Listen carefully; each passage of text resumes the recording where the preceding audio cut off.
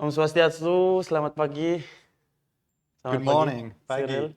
So we have a new concept today, right? So a new format actually, because normally we always have one people here, and now it's like a coffee talk weekly meeting.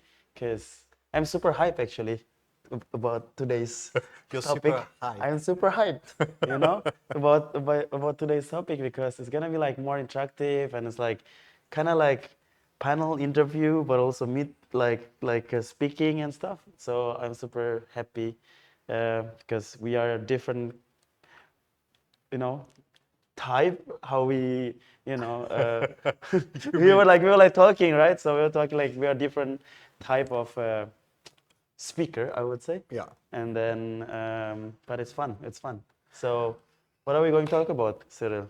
Well, good morning, everybody. For the people in the room, thank you for attending. There's tea and coffee. Feel free to help yourself. The people on Zoom, thank you for waking up or for not going to bed. And people on YouTube, enjoy your coffee. What are we going to talk about today? Hype. Hype waves and how things come and go and consolidate into mature industry or piece of technology. And most importantly, how can we educate ourselves about it? Though hopefully by the end of this talk, you will have more than enough information, and how we can profit, how do we get in, how do we get out of a market, a position, a intuition. I have a curious question. Why do you choose the topic serving the hype wave? It's pretty cool because like it matched Bali.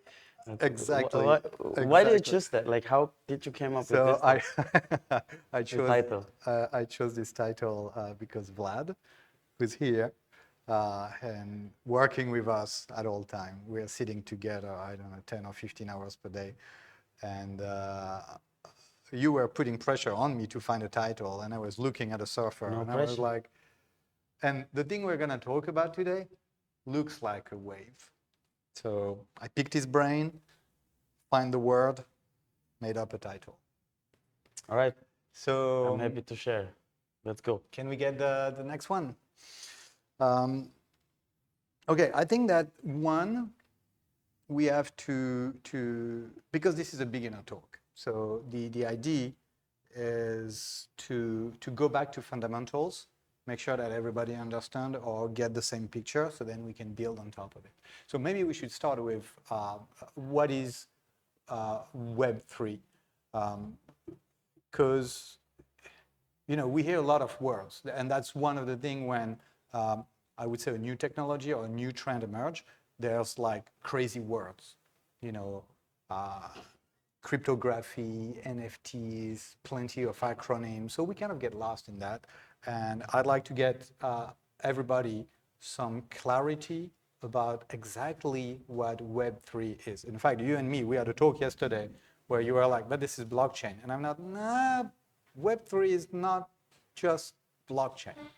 It's slightly more than that. Good morning, welcome. As you know, there's coffee, so feel free to have yourself. Can we get the next slide?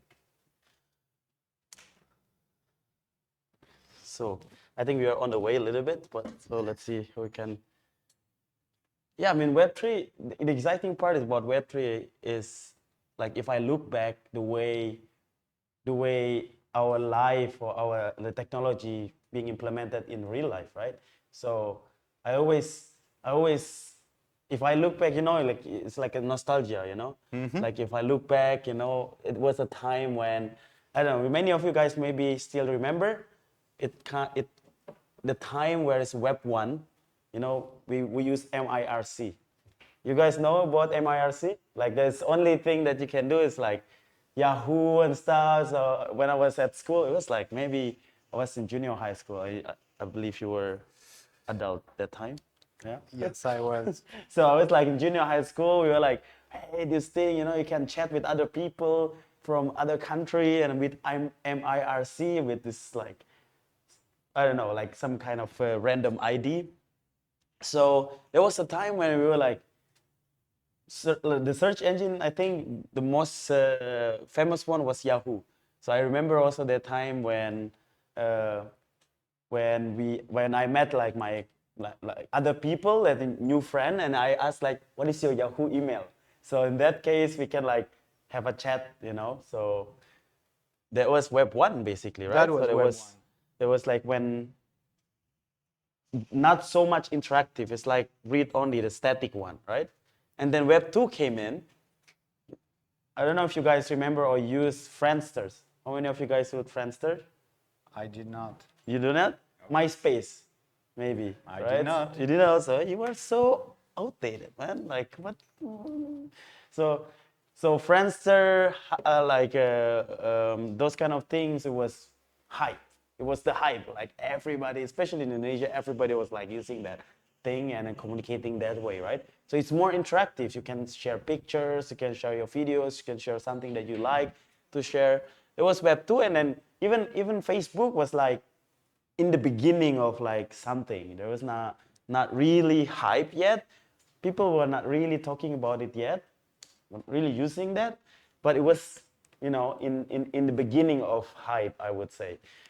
I didn't really use Facebook. It was like, even for me when I was young, I didn't really use email that much. So we wanted to use something that's more interactive, right? So that's why Web 2 is like more read, write, interactive, where you can like, until you can get to the point where you can do video call, right? So now WhatsApp, Telegram stuff. I remember when I was out like in Germany, and then I wanted to have a video call. It was really, really helpful for me to have a video call, right? So it's easy. So that's Web 2, and then now the rise of Web 3, which is it's more read, write, trust, verifiable. It's like everything that we are doing right now is it can be seen, it's transparent in the way that is trusted and verifiable. So like Bitcoin, Ethereum, it was actually also not the thing that I was really involved in. It was like still like I think 4 years ago I was involved in this kind of thing. But I think that's Web3 where we basically more interconnected from each other with more privacy. You know, this is the rise of like the privacy was the problem in Web2, kind of, you know. So now in Web3, the privacy is not really the problem anymore. It can be another problem, but it's different how Web3 basically solves the problem. What do you think about Web3? So like, what is your experience, I would say? Okay, so one thing that I completely agree with this evolution. It was, you know, we can read, and then we can read and write, and we have our blog, and we can post content and all that. And I think that Web3, with the word trust, can come the word value. Now, one thing that is very specific to Web2, and this is what I would like to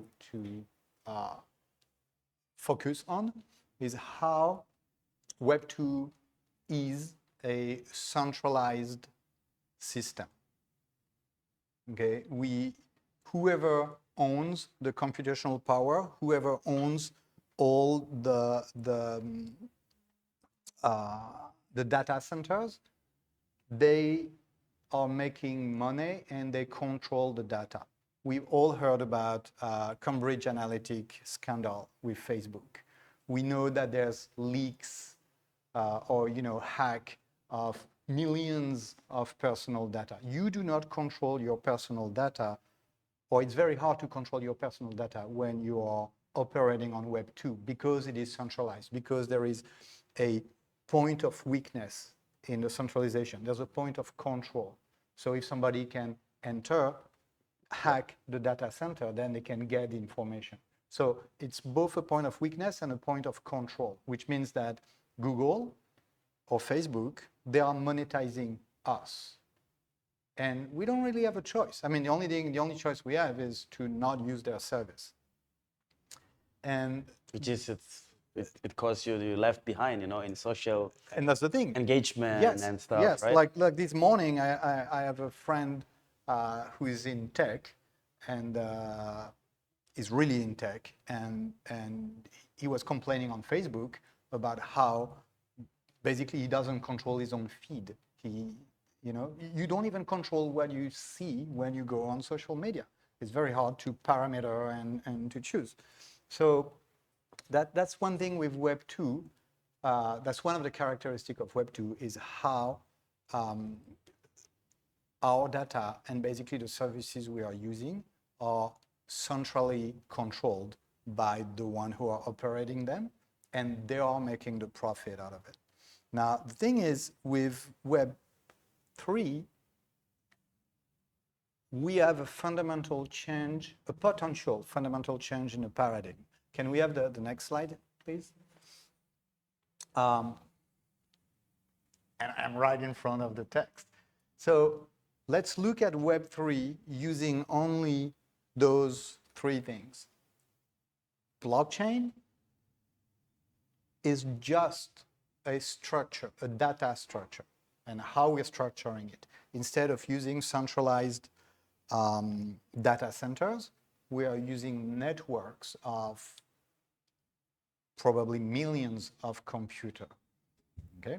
So the information is everywhere at the same time. And it is verified by everybody at the same time, which remove the point of control and, more importantly, the point of weakness. It's nearly impossible to attack a network that is replicating the information all over the planet across millions of computers.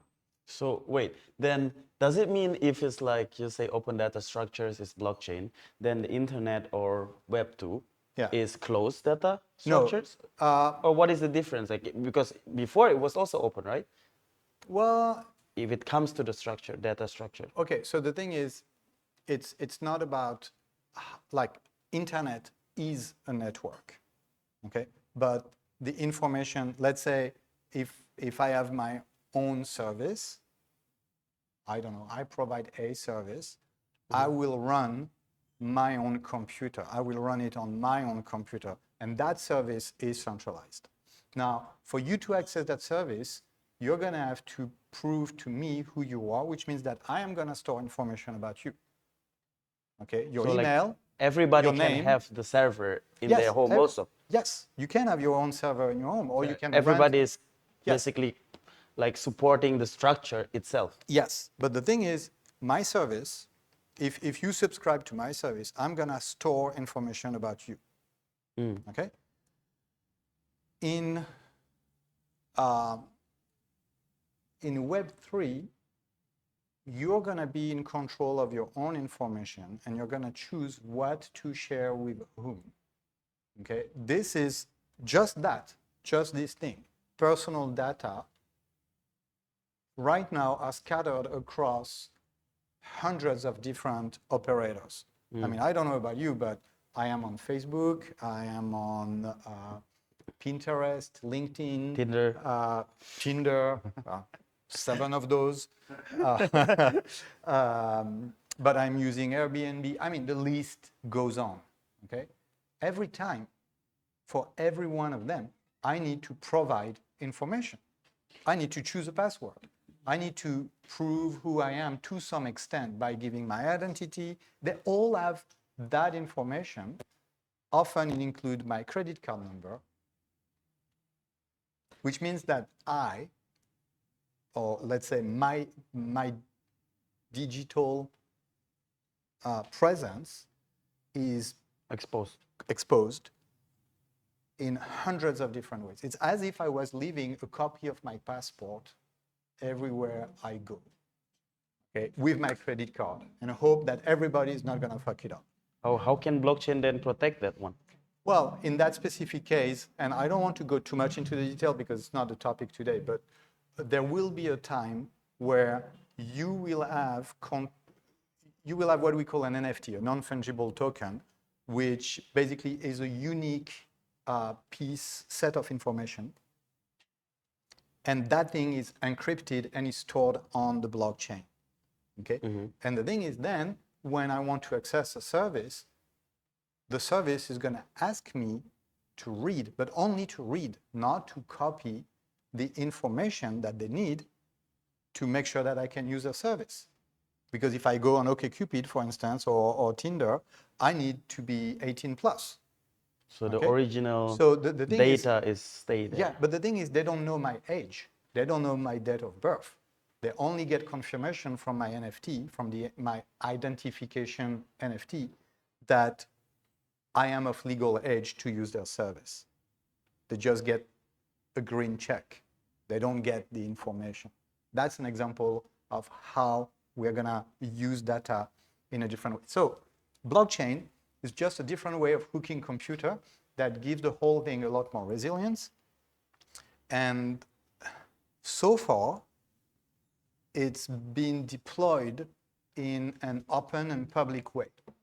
Now, those two things, the fact that we can read everything that's going on the blockchain, it has pros and cons. There are a lot of people who would prefer to not show information.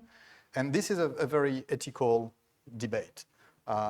Personally, I'm in favor of something that is as open and as transparent as possible because it would somehow keep people in check. I'm thinking about Panama Papers and, you know, they who are running the world. And but there can be abuse. So that's an open discussion. Now, the second thing, and that one is important, smart contract are these intermediating operations. Okay, everything we do today, as soon as the word value is included, we need intermediaries. If I want to sell you my house and you're willing to buy it, we need a notary. I guess that in 10 or 15 years from now, that won't be the case anymore. We will use a smart contract. So smart contracts are functionality and they are being run on the blockchain. So they are profiting from the resilience and the solidity and basically the decentralized nature of the blockchain. Now, the last thing. In a smart contract, Yes. I'm just curious because many people like are concerned about the transition of technology, right? So if the middleman will distinguish, so then there will be no jobs as a middleman there. Yes. So there will be then a new job, but the new job is being replaced Yeah. through a computer. Yeah. It's gonna be a total disruption, actually, right? Oh, yes, that's a very nice word. Total disruption. I would not go as far as total, but somehow But there's, well, I know you were here, but I did two talks. One about the third industrial revolution, and another one about how we will own nothing, be happy, and all lose our job. I suggest you go back to them.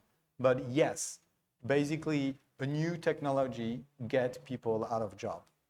Okay, internet, email, got a lot of postmen or people working in post services out of job because the volume of letters that was sent every day went from, you know, I don't know, people who were working for Kodak, who used to make film and cameras that were operating on film, you know, they're all out of job.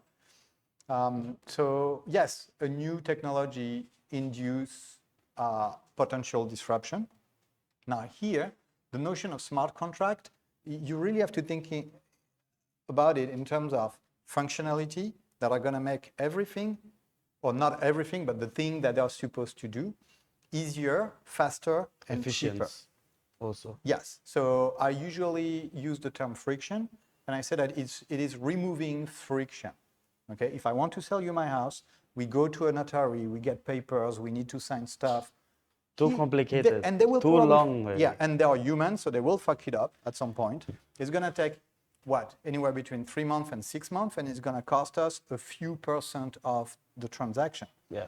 Okay?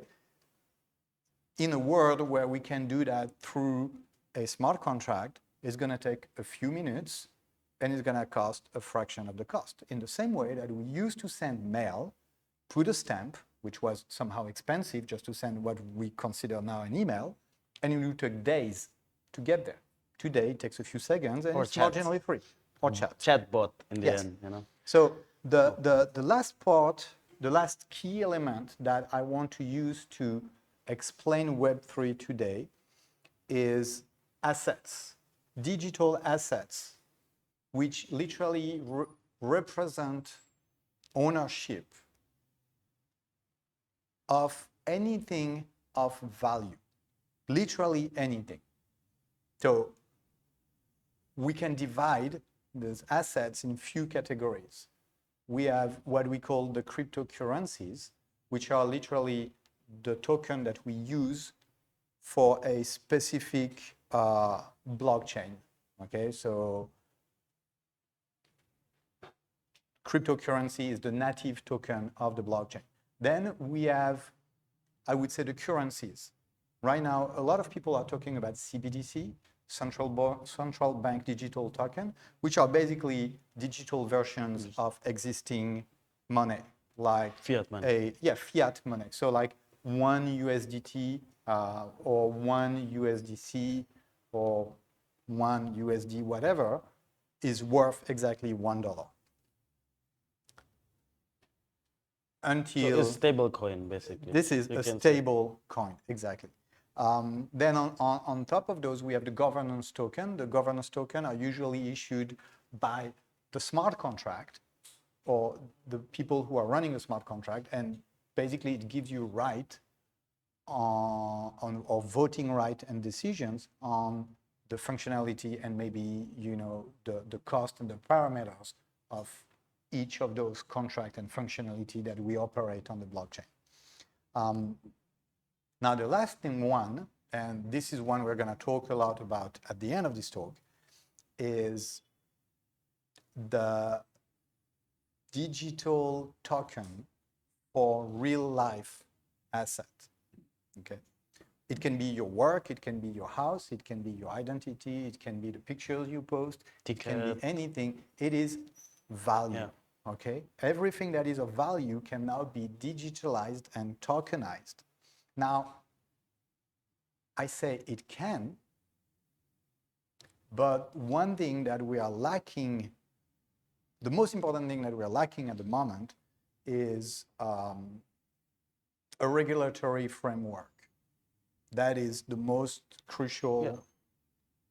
Oh, That is compliance, basically, yes, right? compliance. Can we get the next slide, my friend?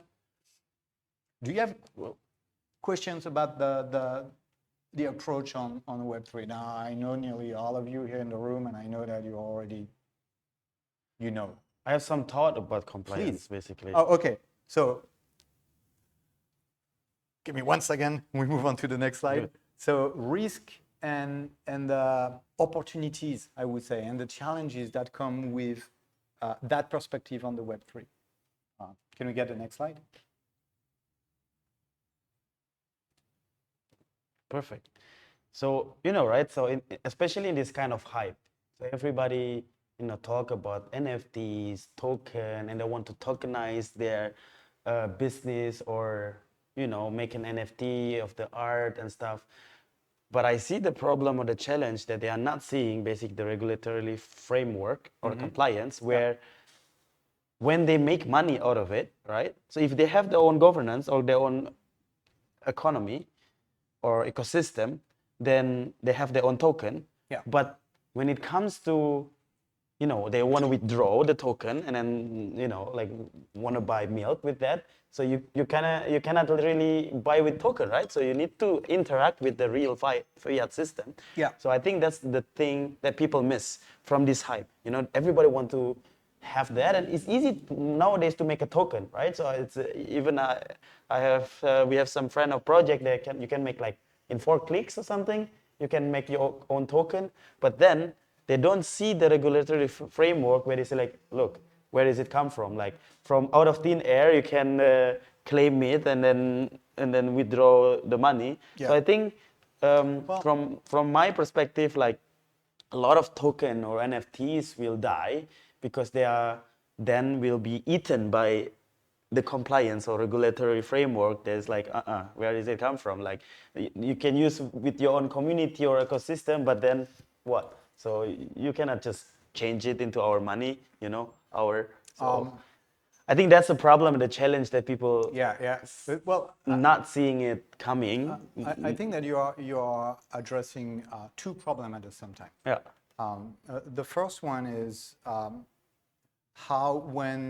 basically this is a sandbox, and we're all, for the people who are active in this community, we're all playing in it. I'm going to use DeFi as an example. Okay, DeFi was a hype, or it is somewhere on the hype curve that we're going to look at. And basically, DeFi is literally competing with the banking system. Yeah. Okay, 100%. you can lend money, you can borrow money, you can get insurance and all that. And the thing is, And you create money out of nothing. and so this is the thing is like in DeFi, what happened is that people used so in DeFi there are literally two things. There are people who develop technology and services that are doing what banks are doing, but with less friction, cheaper, faster, probably more secure, not always. We'll get back to that later. Okay, so they remove friction to the service and they are literally competing with it. I mean, right now, if you want to move money, say dollars from A to B, from let's say France to Indonesia, it might be cheaper for me to use Web3 services through DeFi to do it and get euro in one hand and get Indonesian rupiah on the other hand. Yeah. However, like any new tech or service that is potentially disruptive, people are going to toy with it. This is what we do as humans.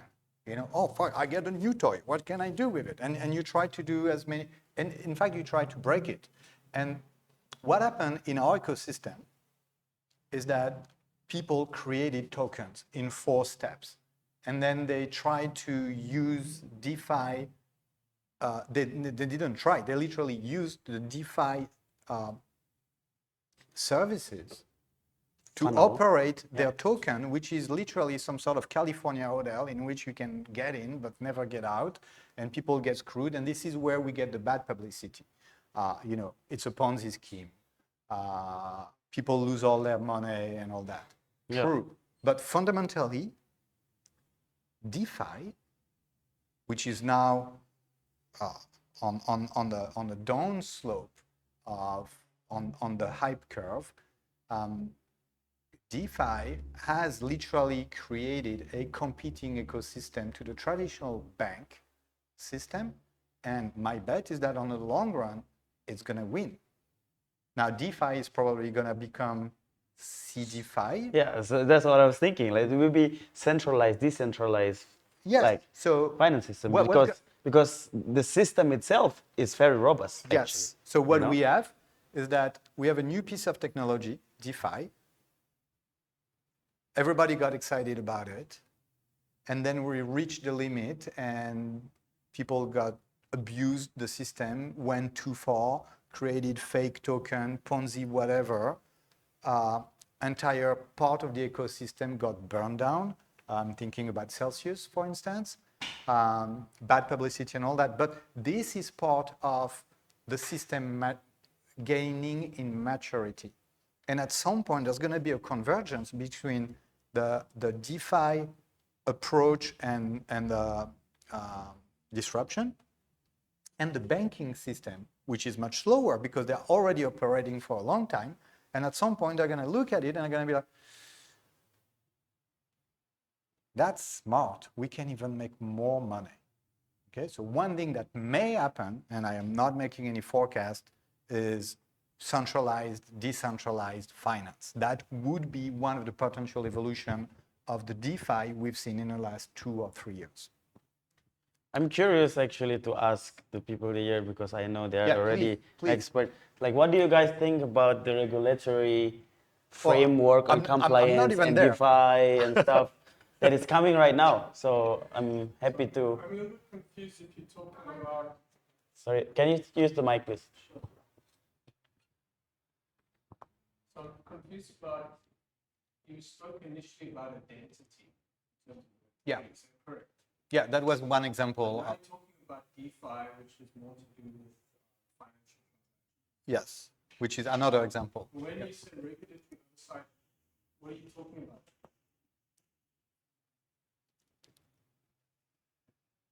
So what are you talking about? Regulatory oversight of identity management or regulatory oversight of DeFi? Where are you going with this talk? Okay, so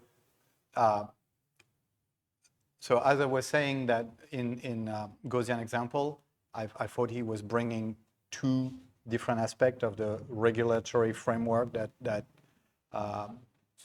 So I addressed the first one. The second one, which is the one I put here on the slide, is right now, the real world, the banking system, or say the notaries, they don't recognize what we are doing. And the thing is, we can see right now that there are plenty of institutional players who have very large amount of money, and they are literally waiting on the sideline to get in, because they see that all those pieces of technology that we are developing, they are getting mature. So they see the potential opportunity and the removing of friction, but there is no regulation at government level. That's the thing. It's like FATFA, for instance, the financial regulation at UN level against terrorism and anti-laundering, money laundering activities. Literally, FATFA is a framework, a regulatory framework for the banking system that is going to be enforced and applied by every bank in the world, so they can communicate between them and make sure that digital assets are properly regulated. Now, by assets, it can be anything. So the bank is going to look at the money, at the stable coin. They want to make sure that we don't have another USD, I don't know which one that, the UST, okay? So they don't, we and they don't want that. So that's true for the banking system. Now, if you are into real estate, tokenizing real estate is something that, at least in this in the blockchain community, everybody's talking about it.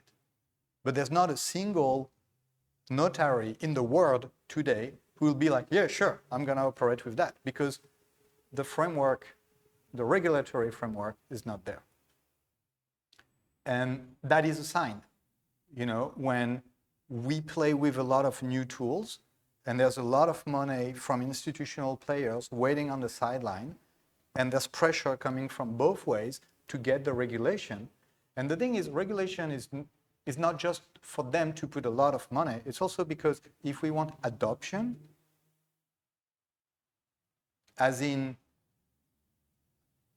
I have a few crypto in my portfolio, but the vast majority of my family and my friends, or say the friends from a previous part of my life, they don't. In fact, right now, the feedback I have is, oh, the crypto market is down, isn't it?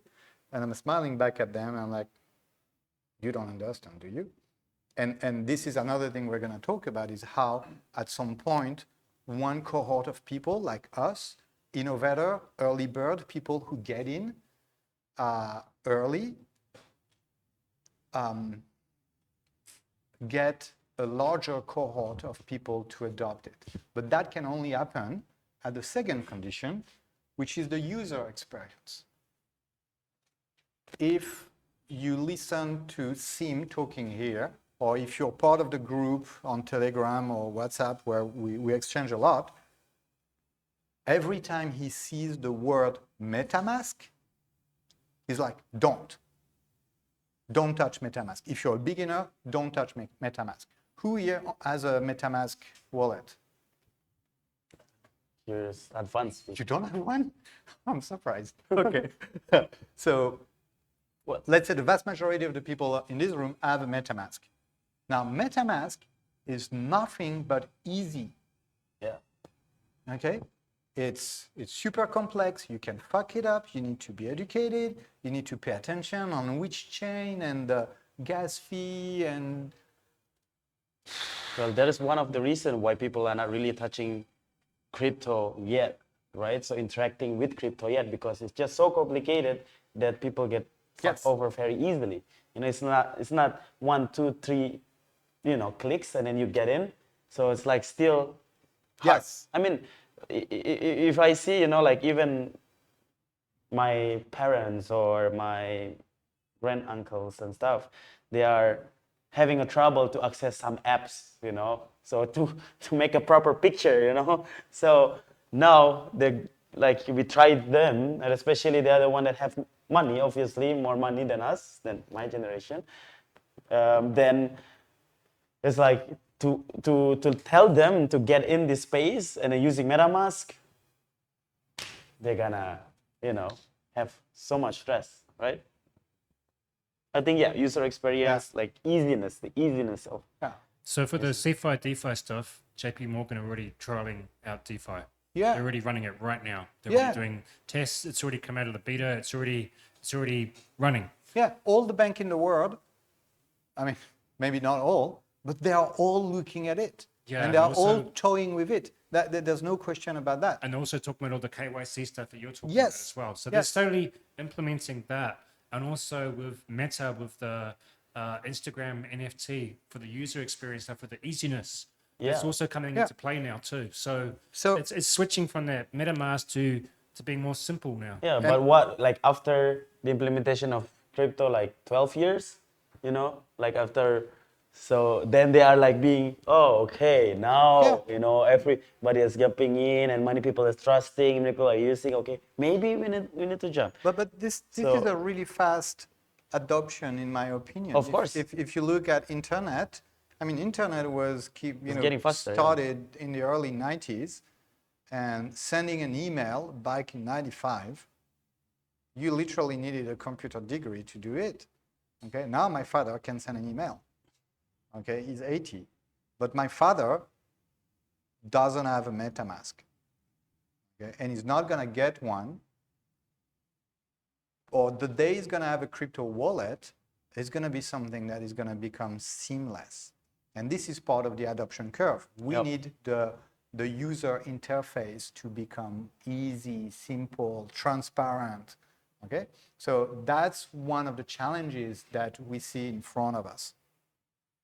And the third one is how the underlying technology is not mature yet, in the sense that if you're following crypto news, every week there is a breach, there is a hack, there is a problem, there is something happening. Oh my God, But again, this is part of the process. Okay, we need to go through that until we have something stable, and we can see new blockchain, layer 1, new layer 2 services every week, and they're competing with each other. And this is one of the beauty of this ecosystem, is that most of it is open, it's public. It's not that you can see the code, it's that you can see the code while it runs. Okay, so I can literally take the code of the Ethereum blockchain and build my Surreal blockchain or my Snail blockchain using the same code, tweaking a couple of things. And if I'm smarter, if I am better, I mean, basically this is survival of the fittest on steroid going on. Okay, so we have, the technology is evolving fast, but we need it to evolve even more to get to a point of maturity where the world, like everybody, big players, institutions, big companies, my grandma, will be able to adopt it, okay? Yeah. With a better user interface, and most importantly, that regulatory framework. Because right now, find me a smart contract that is legally enforceable somewhere. That kind of doesn't exist yet. You can enforce your smart contract in your small crypto sphere with your friend and your Ponzi and whatever, but in real one life, of our project is already yeah, doing it. but in real life at the moment, well, indeed, there is at least one, Yeah. but there are not that many functionality that are emerging from the Web3 that are enforceable and trusted in the real world. And this is the bridge that we need to make Yeah. for Web3 to fully develop its disruptive potential into the real world. I think to summarize, I will there's 4 words that just keep coming, Yeah. but it's actually there, It's like we need right now for the risk and all the stuff is we need to be. It needs to be easy, simple, instant, and secure. Yep. So it's like what Toko Crypto does. I think if it feels or like it's checklist that requirement, then Yeah, yeah. we are That's mature what enough. that's That's what's the going to hype. make it adopted by a large number of people. Vlad, Yeah. can we get the next one, and then can you jump already on? I mean, we already addressed that, the potential disruption that Web3 as I presented it. It's just one angle that I offered today to look at Web3, but this is where the disruption can come across. And in fact, this is the entire world, okay? Because if you can affect the assets, and digitalize them and fractionalize them, if you can affect the infrastructure, because all those, there are so many different things that are running right now on Web2, on the centralized Web2, that are going to become obsolete within a few years, but also the services. Okay, everything that we look at the moment as a service that is operated on Web2 or Web1 or operated in real life is going to be profoundly changed and affected by Web3. So can we have the next one? So now that we have a common ground in plain English of what Web3 can bring or will bring to the world, as we already said a couple of times, there's those NFTs. We bought them for $150, and then they were worth $2,000, and now they are worth 50 cents. Celsius, DeFi, it was there, it's not there anymore. Play to earn. Play to earn was a Ponzi scheme. How does that fit into a very simple approach? The hype curve.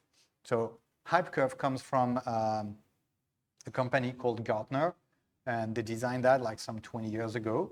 And I put it here. All models are wrong, but they're all useful. So it's not about how the hype curve is going to tell you everything and you can see the future, because that would be too easy. But it gives you a perspective, and it can help you. This is very important. It can help you make a decision when you choose to enter a position or a market or a technology as an investor.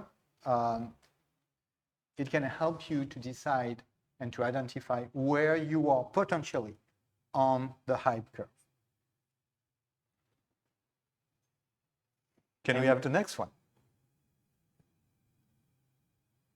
So I think we agree that everything in the world is still, even though we are talking about blockchain and technology, but it always connected with people, right? With humans.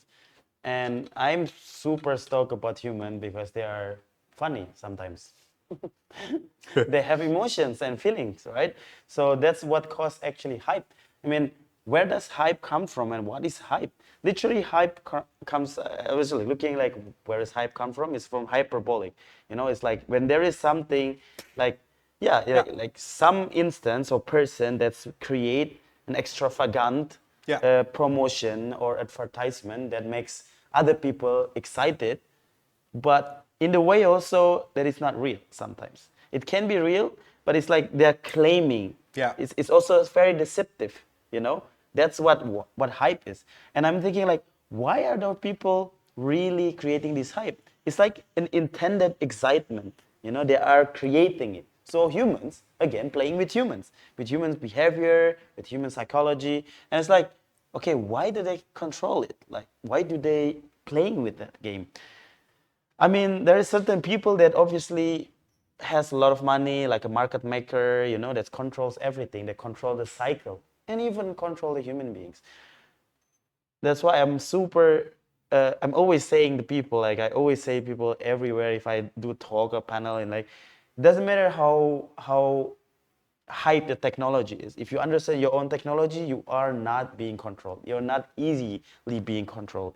So if you can control yourself, because literally, so then the natural human being is we like to feel really good or really bad. So are you in the saying it's middle? about controlling those emotions? Exactly. So it's like if you see this hype cycle, which is he will do a little bit more detailed and more complicated, but I like to see like emojis. I like to see I like to see the emotions behind. Between right? that slide and the next one, And you will see the difference. You will see the difference between our minds. Yeah, exactly. I love it. Because how hype is being presented is like it's create emotional mass, right? It creates basically gossips. Yeah. It spread gossips. It spread like, and also using a media mass or influential people. Like celebrities. Like Elon Musk and stuff. So it creates hype, such a hype, right? But before it touched that, like the technology of blockchain or NFT, Bitcoin and DeFi, stuff, yeah. I'm not coming from the tech. So that's why the interest there is like from nerd and geeks. They are the people that are like, reading the white paper already like 2010 and like it was not even touching me because I was not involved in this kind of technology, adoption. So it's like the emotion is like more interest, like people that intelligent enough to see that rising hype or technology. So, and then when it comes to that chart where it comes to excitement and it comes to like a sense of wealth, everybody making money, so this exuberant, and it create such a peak, of hype. It's gonna be excitement, everybody making money, and then like, oh, that would be nice if I'm jump in. Then, to be honest, this is where I was jumping in, like 2000 in the end of 2018. So I am not early adopter at all. I am not in the technology part, basically. So then it's as we see also, in different kind of level or different kind of aspects in blockchain, when you are in blockchain or crypto market, then there is at some point it will crash a little bit, and then it creates disappointment. I remember the time where I was super involved with Axie Infinity because I'm a gamer, so that's where it catch me basically more, like learning more about the space. So I bought, like I was in one of the biggest guild, and we're taking care of a lot of scholars and people, and a lot of money we made. We made a lot of money, Axie Infinity. In fact, the use case of decentralized apps is being used way much more in gaming.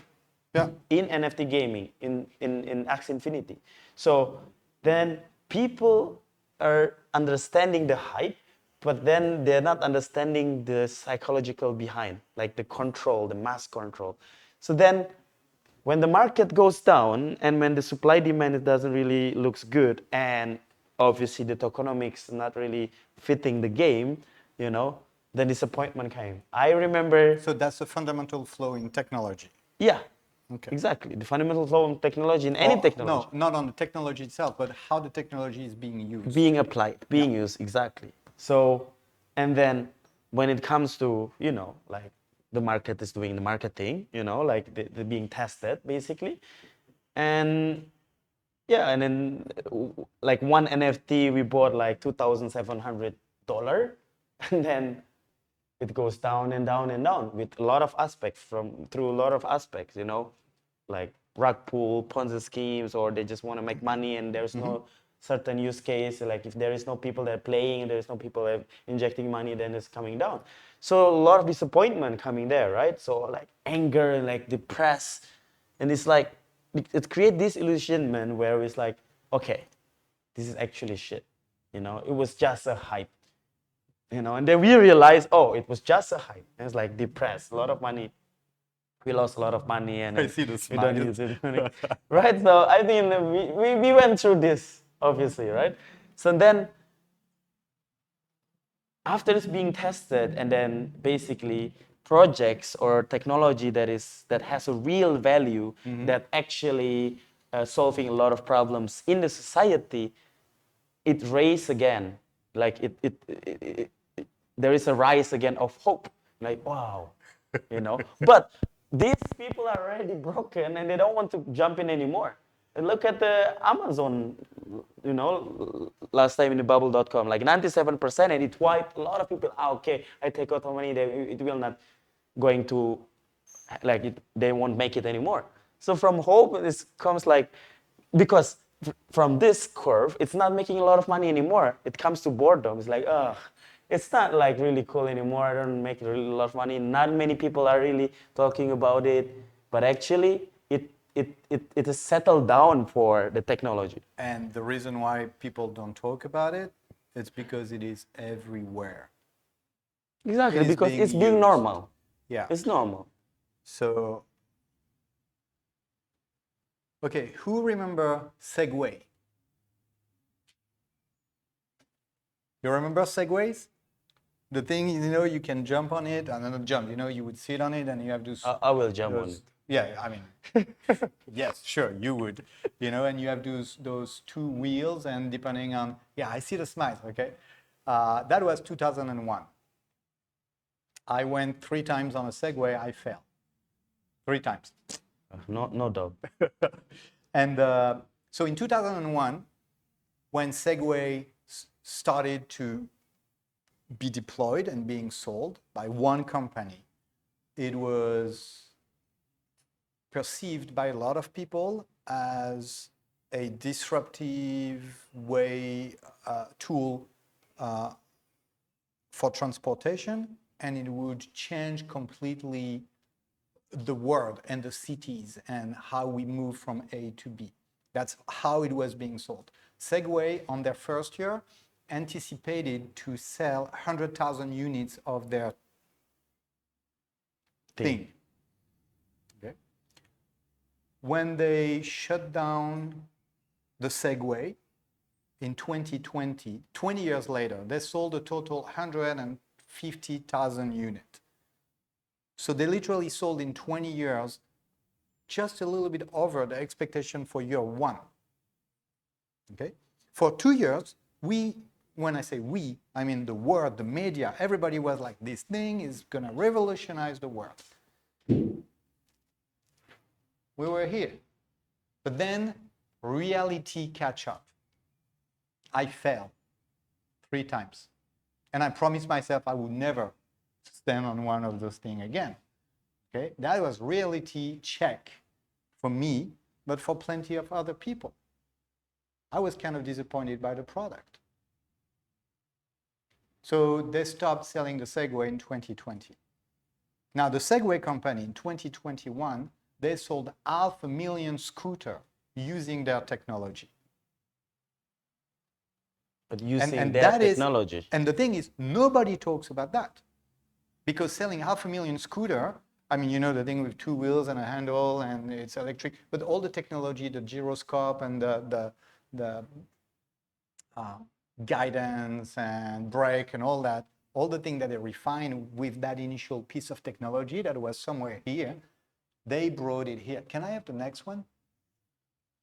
So in fact, hype cycle is a component of 2 things. There is 2 or 3? 2. 2. So there is the hype level. This is the psychological part of it. Okay? There are innovators. There are people who are like, oh my God, this is exciting. And then you have the early adopters, and then it moves up and everybody talks about it and it goes too high. But this is the sandbox. This is the moment where we're trying plenty of things. And like DeFi, for instance, we eat wall. Like me falling from the Segway, we have a reality check. The reality catches up. But at the same time, we have the business maturity and the technology maturity. DeFi fundamentally, like this is where I disagree with Sim. Sim is like, DeFi, no, but because he's looking at the experimental part of DeFi. But I'm looking at DeFi as a very smart way of doing better, cheaper, with less friction, something that is being done and generating a lot of money in the real world. And I hope that at some point, DeFi is going to do this. And then when you combine those 2 curves, you get the hype cycle, which is that wave that goes up and down. Can I have the next one? So this is how I remove the emojis. Remove the Okay. feeling. And so here, okay, I like this curve because it gives you. Can you guys see? Or- Put your put your glasses on. Okay, so the sorry. Okay, good for you. Good for okay, fantastic. So here, basically, we have some marker, some identifier of where we are on the hype cycle. Okay, I mean, I'll let you read them, but basically, one that I like a lot is when we are somewhere here, we usually have one player in the industry. Okay, but we have at least one player. Okay, the big difference between we are not even on the hype curve and we are on the hype curve is that you can buy the product, you can buy the service. You don't get it from a lab as something you can test. Okay, they have something that is supposed to be a product. And it is disruptive enough, it comes with enough innovation so that people start to talk about it. So early adopters and media are start to talk about it. Okay. Now by that time, we have a lot of copycat. But by the time you have 20 different DeFi platform or 50 different DeFi platform on the market, don't get in because you're already up there. You have a proliferation of supplier. Everybody wants to do the same thing. Okay? Then we went too far. Maybe because it was too complicated. Maybe because we pushed the technology into boundaries. Or maybe because there are ill-intended people who saw the opportunity to make money. And in the case of DeFi or play to earn, build Ponzi scheme on top of it. Or in the case of Segway, yeah, it works, but everybody falls. So we get disappointed. And when you start to see negative media, you know, it is too late. We are already going down. Okay? And this is the moment where we are going to have failure report. Okay? And this is, we hear this about DeFi a lot. I mean, Celsius is the perfect example. I mean, it's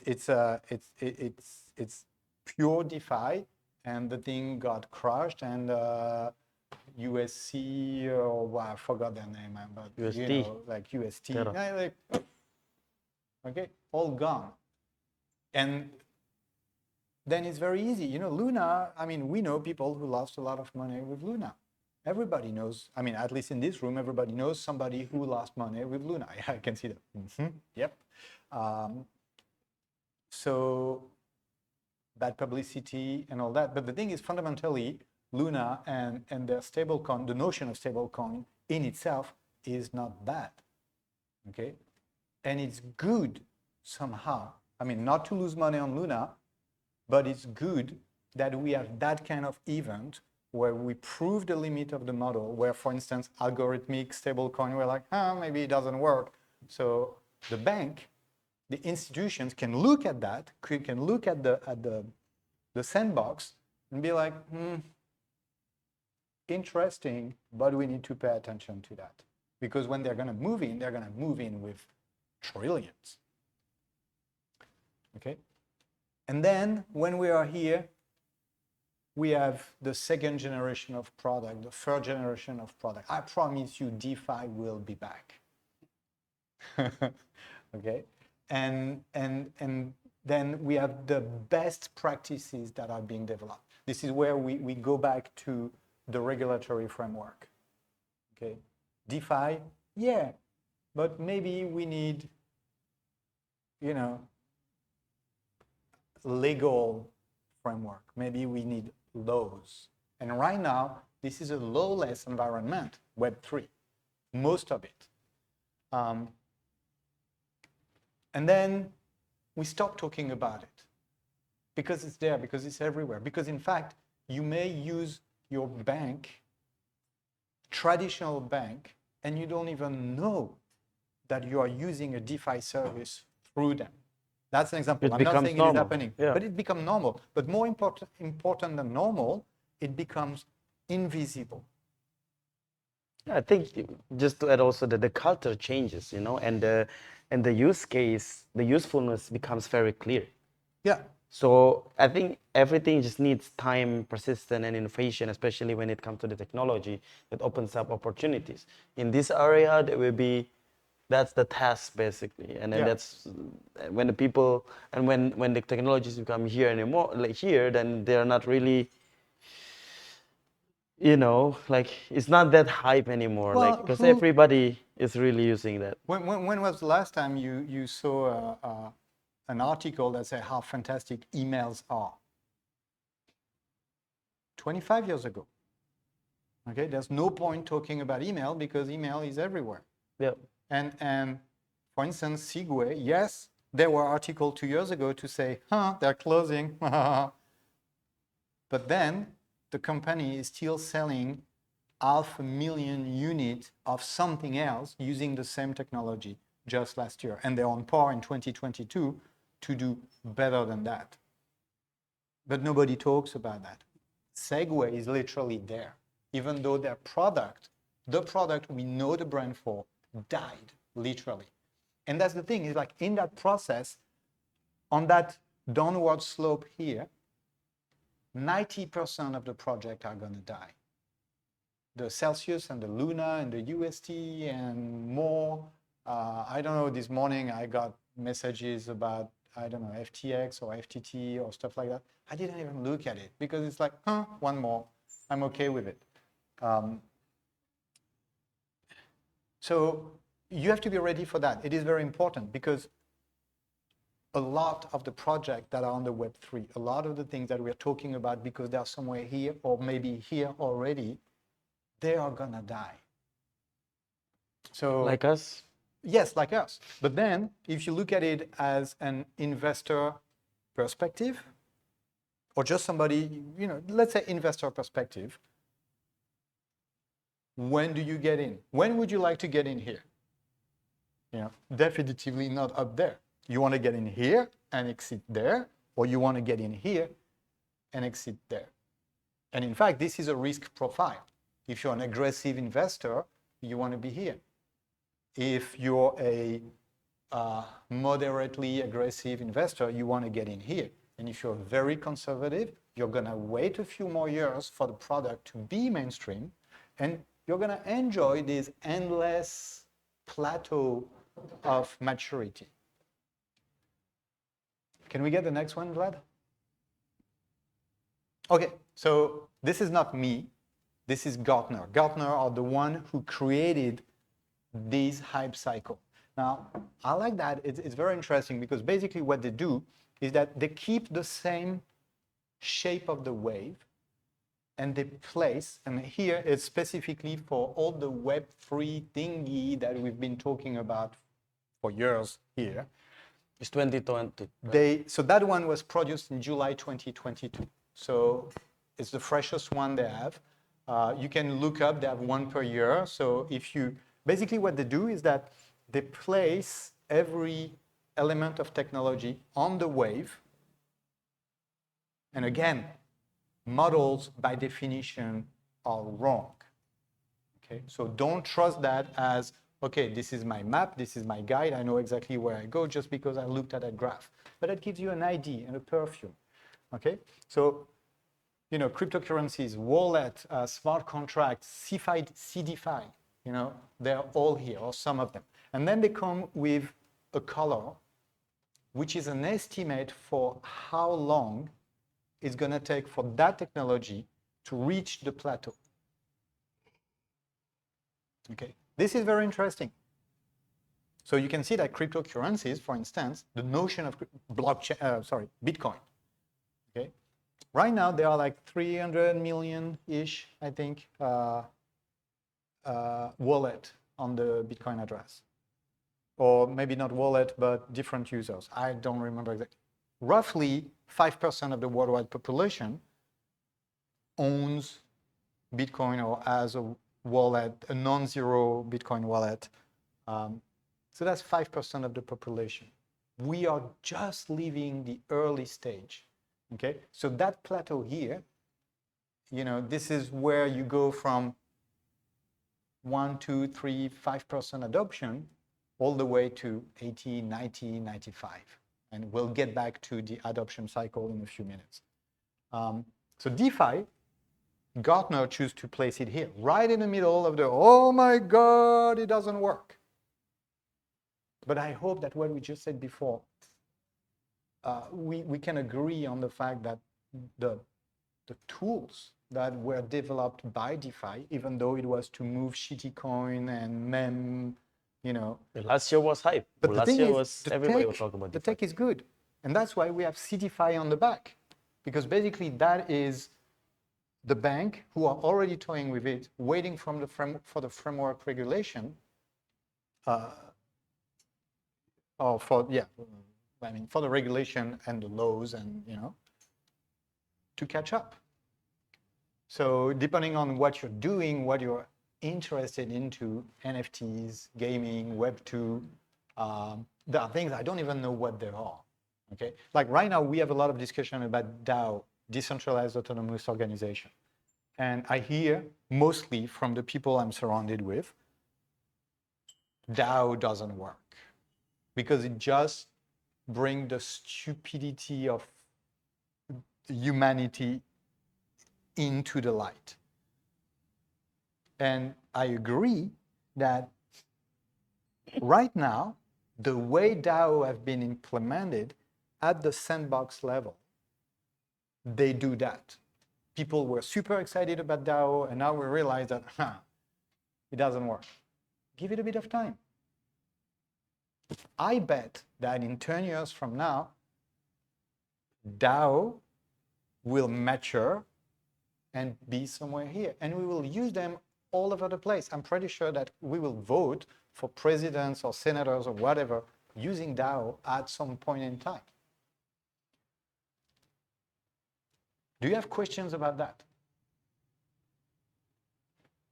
Good. Do you?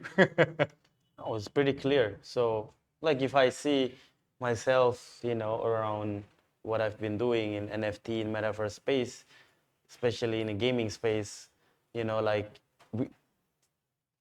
we are still in the peak, right? So last year, the gaming space was so hype. Everybody was jumping in and stuff. Like everybody, if I talk about NFT or gaming space in crypto, then they will talk about Axie Infinity and then how good it is. And then now it's slowed down. They're coming to a disillusionment, like depressed. It's already, it's like especially in gaming space. Yeah. So, but I'm very, very sure it will mature in 5-10 years for sure. Because the way, especially my generation below me, the way they interact with the world is through gaming. They need to have this fast play, like just interactive things, like the frontal, experiential, educational space is outdated. They cannot digest it anymore. So Yeah. I think the gamification or the NFT gaming space will turn into a real world implementation where they can basically touch everything what they are playing afterwards, like they invest while they're playing game, they farm while they're playing games. That's the thing that we're gonna jump later on, like the implementation. What I can see in the next 5-10 years will be mature, Yeah. for sure. Okay, before closing that, Vlad, can you give me the one before?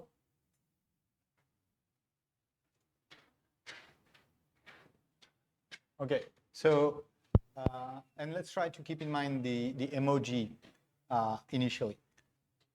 One thing that we tend to say often when we talk about macroeconomic and how the market goes is that if everybody talks about it, get the fuck out. Okay? When YouTube is filled with to the moon Bitcoin is gonna be the 100K, and where's my Lambo and all that. When everybody is talking about it, we are here. We have the hype. We are at the top of it. And this is a very fundamental and very simple way of approaching how you get in and out of a market as an investor.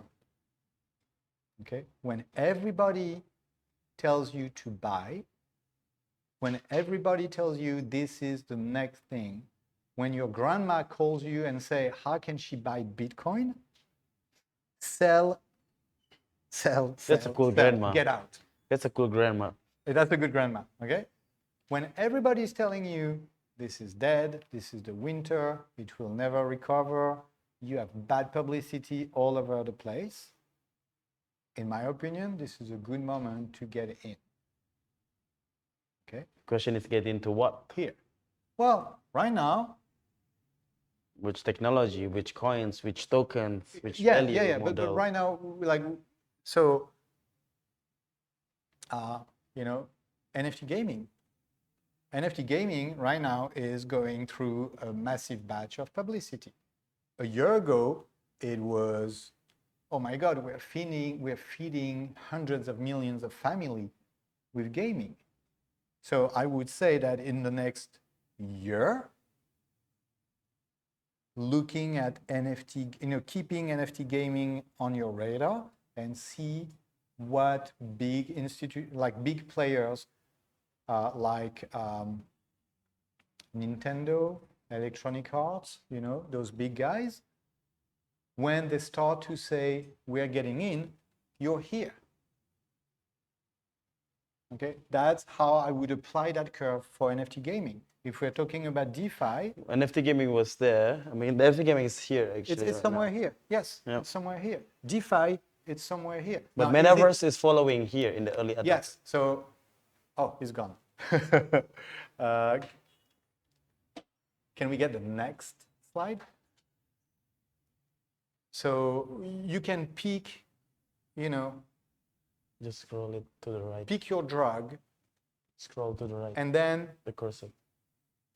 look at those signals, how the media are talking about it, how the big players are talking about it, how the institutions are looking at it. Is there a regulatory framework? Is there best practices that are emerging? And that will give you roughly where we're. And as you said, Metaverse is right here. And it's a yellow triangle that says 10 years before we get to the plateau. It will be hype. So And the it's thing coming is, to the yes. And right now, what we have is we have we start to get there. Everybody is talking about metaverse. Nobody can give a definition of what metaverse is. Okay, people are like, oh yeah, it's Oculus. real life But no. applicable metaverse. Yes, but the thing is, Oculus is just an interface that allow you to. But like technically, Web 2 is already a form of metaverse. So it's We are adopting. yeah. It's innovation. Next But- one. So another thing, and this is just gonna take a couple of minutes. I want to talk about the adoption curve. So usually I talk about the adoption curve as an S shape. Okay. Nobody is using it, and then at some point the thing is picking up. So it can be Facebook, it can be a cell phone, it can be smartphone, it can be whatever. And then we have the hype. We have like the hyperbolic curve, and we trend towards 100%, and then we pass the 80, 85, 90% of adoption, then it slows down because there are people who will never use the technology. Can I have the next one? So that's the adoption curve, but not in an S shape, in a bell shape, where you have the innovators. So the people who see the thing before it happened. Satoshi Nakamoto. Sorry? Basically, Satoshi Nakamoto. Yeah, well, I would say, okay, so what defines innovators is that usually, yes, they are well educated, but they're also wealthy. Because usually that costs a shitload of money. a cell phone back in the 80 whatever cost like $5,000 or $10,000, which is literally a lot of money today. Okay, and they were coming in a big box. You know, but you need them. You need them to adopt. You need them to test. Okay, then it's gonna easily go from to the early adopters. The early adopters are still very tech friendly. They are, I mean, when we talk about tech, they're educated in whatever we're talking about, but they have a little bit less money. But it works because the price of the product is going down. This is, you know, having like the very first iPhone when it went there. It was like having a beta account on Google or whatever. And I believe that when it comes to Web3, this is where we are. We are somewhere between the innovator and the visionary. Everybody who's in this room is at least a visionary. You know what's a funny fact about the iPhone? When Steve Jobs released iPhone 1, right, released that, and he has already iPhone 6 in his pocket. So iPhone 6 is being implemented. Are you sure about that? That's the guy that's told me this about the tech. Fact checked. Fact checked. But I call think fact checked. I think the most important part that you said is about like that, like in the tech industry, especially when it comes from the early adopters and innovators. So back then we cannot really see what is coming up next because the amount of technology or information that's being transact or being exchanged, it's not fast enough. Right now with fast internet and blockchain and stuff, everybody can actually have a little part of it. Even in what I like in the cryptocurrency or tokenization world or these blockchains, like it's a fair access. It's not only it's still like, of course, in the early adopter, but it's fractionalized through the tokenization. Okay, so it's fractionalized the amount of money they can like jump in or investing in the early tech. Yes, So- I hear you. As in, financially speaking, getting into Web3 services and interacting with... It's easier. No, it's not easy. It's not easy. Cheap. It's cheaper. Yeah. It's cheap, but it's not Easy, easy. it's not, In yeah. fact, this is moving from the visionary to the early majority. That's going to translate into the late majority, and then we have the lagger. We have my grandma who's like, no, I don't want to have a cell phone. But there is a crucial point, and the people who are working on the adoption curve, they call it the chasm. So basically, every cohort, you know, the innovator that are gonna somehow spread the word to the visionaries, and then the visionaries to the early majority, and then the early majority, like, you know, and so on. It's spreading, okay? And that's where you have this. But basically on that S curve, that here, that moment where the thing goes from 10% of the population of the, not worldwide population, of the expected target. Okay, when that takeoff is very complex to achieve, they call it the chasm. This is the moment where your product or your, let's say your product is going from a relatively small network, a few models, not, you know, and you're talking to educated people who are willing to get their hand dirty because, oh, it doesn't work, but I found a patch and I upload the thing and now it works and so on. But then going into the early majority is talking with your neighbor, and your neighbor is not as educated or let's say digitally educated as you are, and they don't have the same amount of money or they are not willing to invest $2,000. I mean, I remember my second phone. When I bought my second phone, it was a dual SIM phone back in '97. No, sorry, it was not dual SIM. It was multiple network. So this is one of the phones that I could use in the US because at that time, the network at different frequencies, I paid a shitload of money compared to what it does today. But basically, I was somewhere here. So the chasm here is, in terms of social dynamic, how we turn something that is somehow specialized and high-tech into, it's not high-tech anymore. It's being used by so many people that it's easy. And Web3 is clearly not there. Can we get the next one?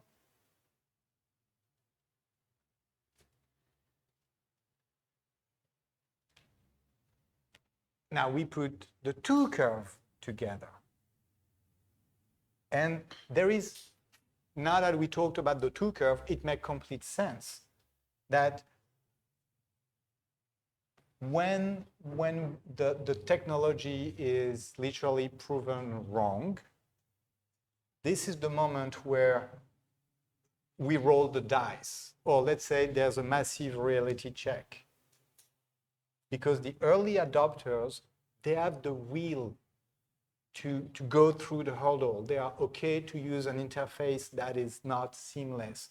They are okay to use MetaMask, for instance.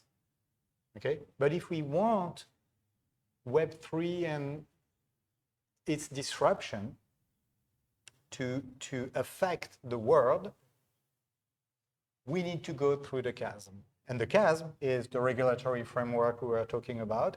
It is making sure that the underlying technology that we're using is getting stronger, because there are still massive security concerns in this space.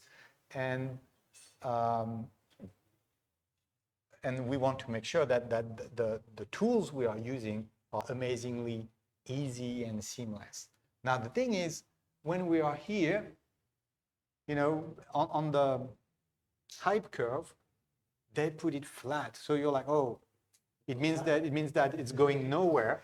But in fact, we are talking about maybe 60, 70% of adoption on the intended target. So it is flat. Nobody talks about it anymore. But wow, everybody's buying it. But we love flat. But we love flat. We love. Did I miss something? Do you have questions about those? That's it. Now we can move on to the next one. And that's yours. Mostly. Yeah.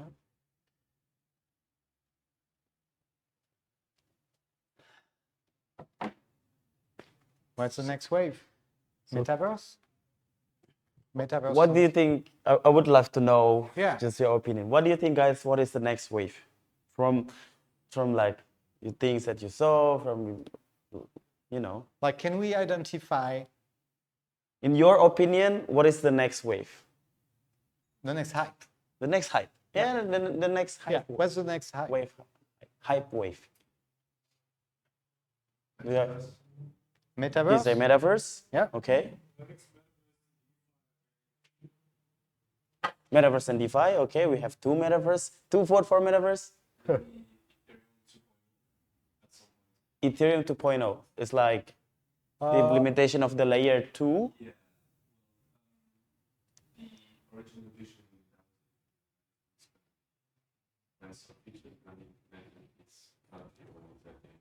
Okay, the original vision of Ethereum being implemented, the easiness and the real use case or the usefulness. Mano, do you have any prediction? Let's say prediction, a projection, in your opinion. What would you say? Yeah. Sure.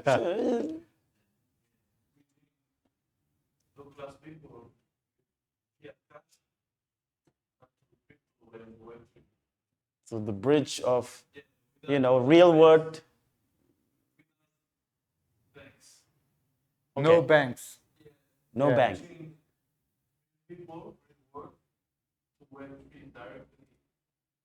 So the bridge of those two worlds, basically, the real world and crypto. What about you? What's your name, sorry? Irina? What? Oh, you don't know, like, do you have an idea? Okay. I mean, perfect. What do you think? good morning.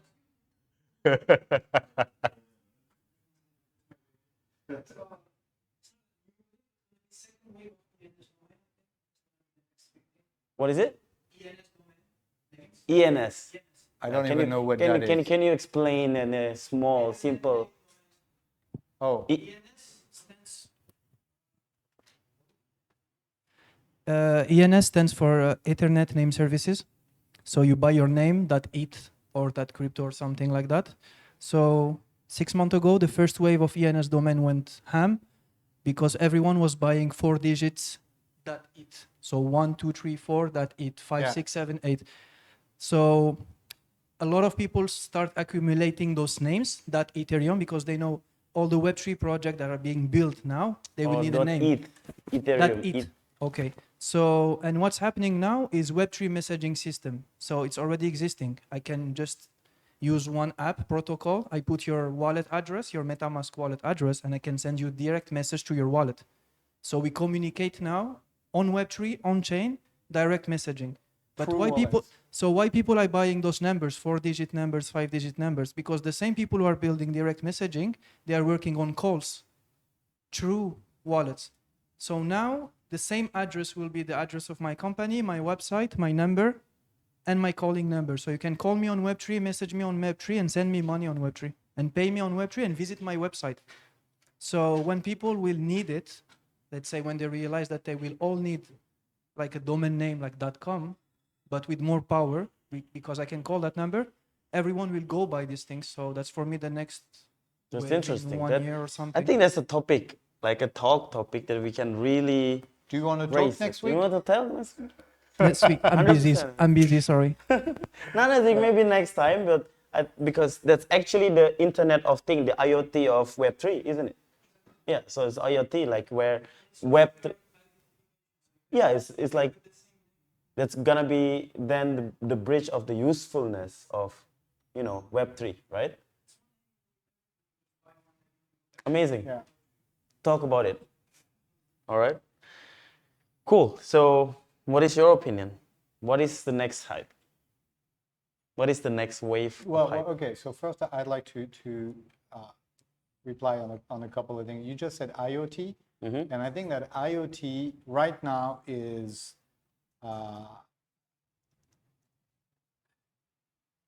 we are doing it all wrong. We are connecting the wrong things, or at least we talk about the wrong things being connected. My kettle talks with my fridge. Thank you. Like, okay, but my kettle becomes a breach of security in my house because it needs to access the Wi-Fi, and in fact, it stole my password. So, but I truly believe that Internet of Things is needed for the future. Okay, we have already something like 15 billion objects that are connected, and I would say that half of them should not be connected, but we connect them because we're in the sandbox. And I would not be surprised if in the next year people would critique IoT and say that we are implementing. So, for instance, people are going to say 5G was implemented because of IoT, and 5G is hurting people, and it's not needed, and it's using a lot of energy, and we need a lot of infrastructure to connect kettles together. But on long run, when we'll reach the plateau of maturity, that thing is going to be massive. So I keep it on my radar. I talked about DeFi, how right now everybody is saying how DeFi is not working, dysfunctioning, getting the wrong product. Give it a little bit of regulation, give it 2 years, and the thing is going to come back front and center, but we won't talk about it. It will not make the news anymore. It's not DeFi anymore. Now, my next thing is revisiting it's learn to earn. That's the next thing that I believe in. But again, because, okay, I did a talk about education last week, so I'm kind of hot on the topic. But one, I'm French, and I'm sorry for that, but I come from a country I'm where sorry also. education is marginally free. Okay, I never had to pay for my education, or let's say that the cost for me to spend 1 year at university was maybe €100, which in France is really not that much money. But I believe not only that education should be free, but I even think that people should get paid to be educated if they choose to educate themselves about something. And we are developing a model, and right now we're all the way there on the curve because we don't even have one project, one to sell. We don't even have one product. It's still in R&D, but if you're listening to this or if you are in this room, pay attention because I believe that learn to earn, as in gamified education, and you go through the game and you get those NFTs, Rewards. and you develop the characters and you get rewards, Yeah. and then with those rewards you can get access to whatever, maybe money, probably money, is going to be a big thing. But that one, I don't even place it on the curve. It's somewhere there in the R&D. Come back in 6 months, we will have a project. Well, if we talk about the hype, I think the most hype thing that I feel is how can I implement this in the real value? How can I feed more people? How can I increase or improve the quality of life for other people? Myself, people that I'm working with, and everyone. That's why for me, the next hype is like real value backed token or NFTs. So that's the thing that that we're gonna jump in, because the most exciting thing for me, like I'm in the peak right now. You know, the most exciting for He's me. so hyped about I'm it. so hyped about it. The most exciting part of me being in that. Okay, I didn't know you had a. Okay. It's a spontaneous. Oh, I didn't know that was the second presentation, guys. So, We're here forever. We are in the place where we can decide, being innovator, and we can build the world, right? Everything is falling apart, and we can decide to just watch, or we can get involved to build new things, a new city, a new system, a new universe. So that's why, like, if the war's happening, then I am in the middle of the war, like see how I can destroy something and then create the new things. So that's the opportunity that we have right now in the middle of this thing, right? So now we are getting involved, or we are creating a lot of opportunities. And one of the things that I'm super stoked and hyped is basically helping more farmers. Because if you see now in the world with the pandemic and lockdown and everything, the only important thing that they care about is food. We are coming back into our basic need, food, right? Commodities. But there is a statistic, I'm super sad to see that, like now farmers are above 40 until 60 years old. In Indonesia? In Indonesia, Okay. but also around the world. I They don't can see it around the world because Fact check. fact check. In Indonesia, I can say in Indonesia, 40, 60. So in next 20 years, if nobody want to be a farmer or their children, so they're sending their children basically to Jakarta or to metropolitan city where they can see how they can make money, because now farming doesn't make a lot of money. So farmers doesn't get a lot of money because there is some bad player in between, the middleman, for example. So these projects it calls Five Harvesto. It's our project that we're getting involved from the grassroots itself. We know the farmers, we know the places and stuff. So it's like connected farmers with the local initiative and play to earn. So where you can basically buy an NFT, the use case on NFT, you buy an NFT and you get the farming productivity. So you're not buying basically the ownership of the land. They use it for raising the capital for the farmers, right? We're talking about real land. Yeah. Okay, we're not talking about a land in the metaverse It where you will buy attach. an NFT. Yeah, but what is very important is that when you buy an NFT, you can go on Google Map and see the piece The location, of the land coordinates. where they grow rice or mango or whatever. You can see it. It's attached to the NFT. You have the map. It's not even see. You can even go there. Well, yeah, you can You go know, there. so you can get there, and then you have the possibility of, like, let's say you are buying an NFT, 1 hectare, one NFT is 1 hectare of land of, let's say, melon, right? And the productivity of melon, let's say, for in 1 year is about 5 times, 6 times, and you can choose, like, you want to get the melon in your house shipped, or you sell it again, or we handle it basically for you. You know, we have the structure and then the association behind that is really connected with the farmers also. So this is a real implementation of NFT. You're not only buying an NFT of picture or something. There is no real value. It's only some supply and demand. And this, we give the farmers an opportunity. Here, you have the capital directly, so they are not attached to the middleman that pressing the price, because they are dependent on this middleman.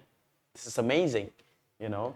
And we are connecting So- this with the other thing. So if we're going back to the curve, what you're saying is that Fiverr is taking the NFT technology that has been so far, what we've heard about NFT is comic book JPEG images that were sold for crazy amount of money, you know, Yeah. like kittens and whatever. Ape. And here we're talking about an adoption with a real case, and we're talking about something where the government is involved, so there is a regulatory framework. Exactly. We're talking about cooperatives of farmers, so it's not just one guy who's doing that.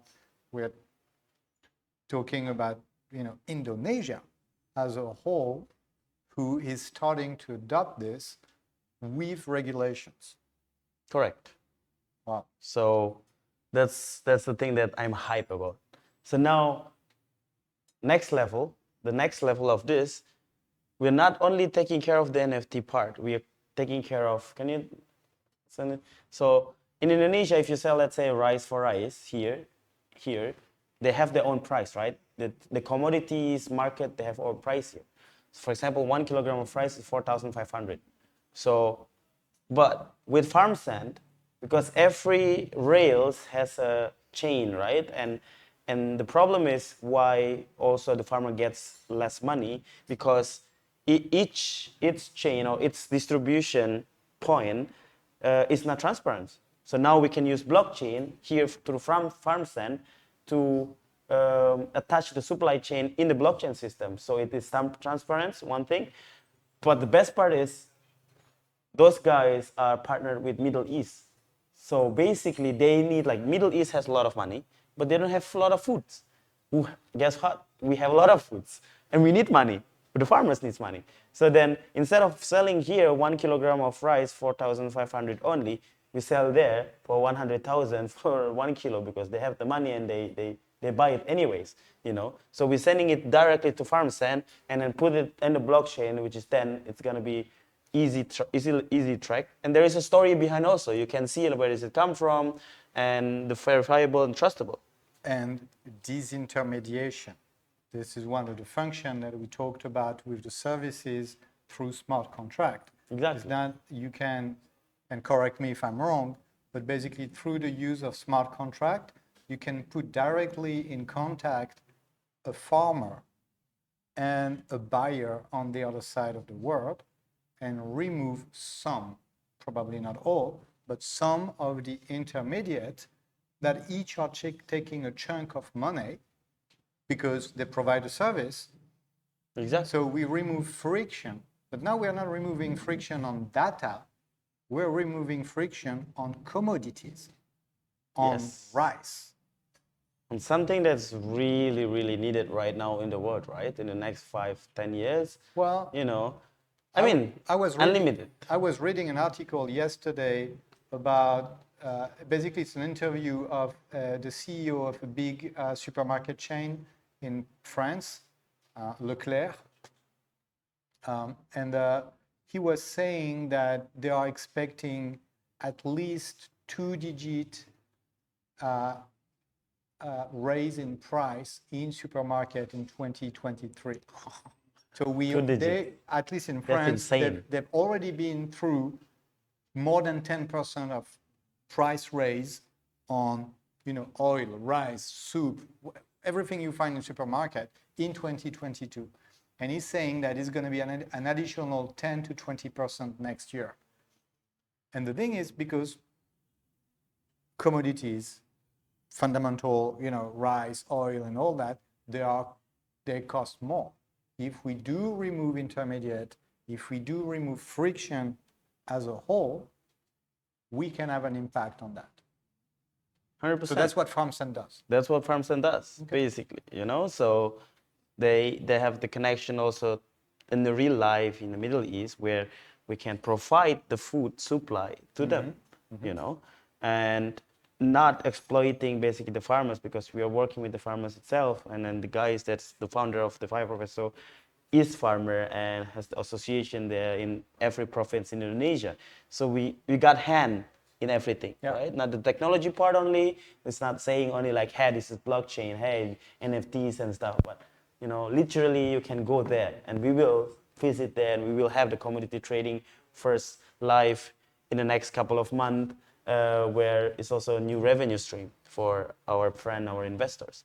So the other thing is, next one, that is like real value that is being implemented, is already launched in November, and we had like the private sales and seed phase also, is... Yeah, that one we talked a lot about. We talk a lot about it, but I'm just, for new people, is real earth elements. So we're tokenizing mining resources, which is copper, nickel, iron, gold. So resources that will be needed for the next technology implementation, right? Nickel, for example, Elon Musk say like, if you have nickel for us, you will get from us like a lifetime contract. A lifetime contract, which is like Indonesia has a lot of nickels, right? Except if you're a Twitter employee.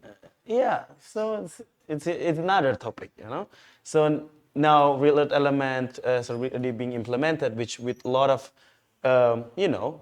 new aspect, like I said before, like we can create a new system, the way that the old system has been done, and we are creating a new one, like the aspect of the humanity, clean processing, and then in Indonesia we're bringing the technology which helps them to improve the boutique mining, democracy, homegrown. So everything that's actually in the mining where they say like it's dirty, it's dangerous, it's not making money for the miners itself.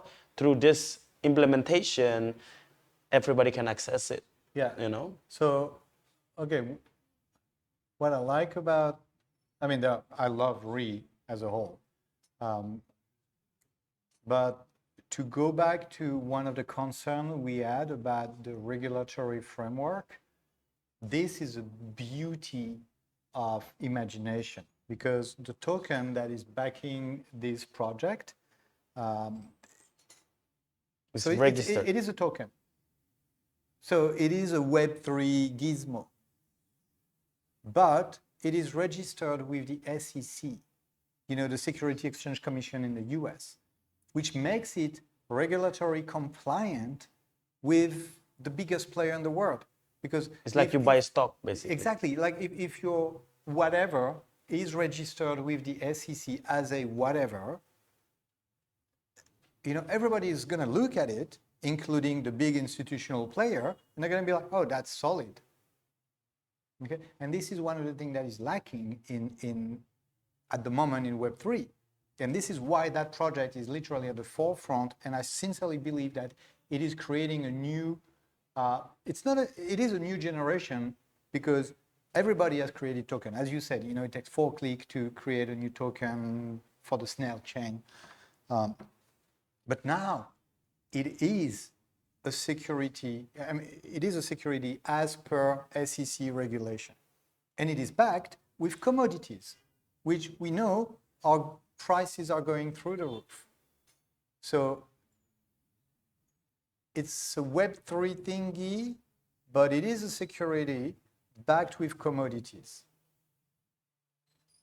I love it. Now, on top of it, as you mentioned, it's boutique mining. So instead of blowing up mountains, they work with local people because they want to be respectful, because they want to make sure that they're going to return the land as clean as possible. And instead of blowing the whole thing, they are just saying, okay, here we get gold, here we get copper. But the only way to know that is if you're living on the land. The thing is, all the miners, the old way of mining, which is boutique mining, they went bankrupt when the big companies found a way to extract the ore at a cheaper cost. And the cheaper cost was to just blow up the whole thing and extract whatever you can. But that was very damaging for the environment. The thing is, all the mountains that were supposed to be blown to get ore out of it, they've been blown. So that's why the price of the commodities is going up, because it's harder and harder to find. Therefore, those other mountain or places where you can get ore through boutique mining are becoming profitable again. So there is a convergence here where you have a technology, Web3, token, security, and all that, but it is very respectful of the people living there. It is respectful of the environment as much as it can, because it is still mining, but they are making sure that all the chemicals are being recycled and they are not going into the water and all Yeah, that. we have a lot of presentation about that already. So we can give you more information deeper about that, but that's basically the implementation of the hype. And that's the next hype I'm excited about, because why? We are creating the hype. So tokenization on the curve was somewhere here. It's like the down, hype, but it was coming high, down. It was coming down. And basically what you're saying is that with those projects, we're bringing it here. So we're going through the hurdles. We are doing the reality check. We are trying to find the proper regulation and partner in terms of institutions, because And the usefulness. people we want to get in those projects next are, wealth fund, not some Crypto boy. crypto boy. Yeah. Okay, that's good. Yeah, I like it. That's the next hype that I believe, we are creating it on the ground, So if you guys asking like, where can I get info, where can I get involved? We are gonna present all this, like especially the new one, the project and the revenue stream about that, how you can get involved is next week, 15th of 15th of November. Yeah, 15th of November here from 1 to 3 p.m. Just, come into our group and then you can always see the information that's being implemented. So it's just here 1 p.m. I think it's Tuesday until 3 p.m. So you will get more details into it. Cool. Vlad, can you go back to the original We don't need it. presentation? It's all. Yeah, that's all. So yeah, that's basically all the wave of hypes that Yeah, if you go, believe. the last slide is basically, I got hijacked. I didn't know. we I will didn't know asset that tokenization. he would be doing slides. Right? So I'm a spontaneous guy, so I'm full of surprise. So it's like, Okay, do you have questions about the whole thing? The hype, the adoption, Web3, and the tokenization of real world assets. Does it all make sense somehow? Are you sleeping? Irina, are you learning something new? Amazing. Cool. So I think Well, our task is done, no? yeah. Do we have questions online? Usually people online are very sleepy, but, Hello, and I understand why. metaverse people. No? Okay. They're good. They're maybe, eating at the same time and then This is doing some exactly homework. what I would be doing. Yeah. Okay, thank you very much, my friend. Thank you. Thank you. Thank you. Thank Thank you you. very much for Thank you. being here. See you soon. That's the word. Talk to you soon. Bye.